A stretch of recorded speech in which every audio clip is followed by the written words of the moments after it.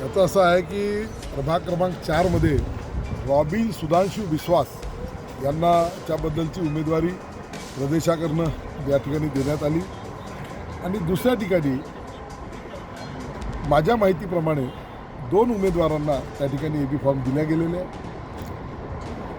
आणि त्यामध्ये त्याचा योग्य ती शहानिशा करत ज्याचा अर्थ प्रदेश त्याच्यावर निर्णय करेल त्यावरचा एक प्रकारे निर्णय पेंडिंग ठेवलेला आहे. 2 लोकांना त्या ठिकाणी ए बी फॉर्म दिला गेला. पण भाऊ त्या दोन्ही उमेदवारांना जर एबी फॉर्म देण्यात आलेले आहे तर ते कुठला ग्राह्य होईल, कुठला रिजेक्ट? ज्याच्यामध्ये अध्यक्ष, जिल्हाध्यक्ष किंवा प्रदेश ज्याला हे करतात, सर्टिफाईड करतात, त्यामध्ये ती उमेदवारी ग्राह्य धरली जाते. ती प्रोसेस कधी होईल? ती प्रोसेस आता ज्या दिवशी छाननीचा दिवस होईल त्यावेळेस होईल. कारण की अशी स्थिती मी जेव्हा 2019ची निवडणूक लढवली होती त्यावेळेस मला काँग्रेस मला सुद्धा मिळाली होती आणि दुसऱ्याही एका उमेदवाराला मिळाली होती.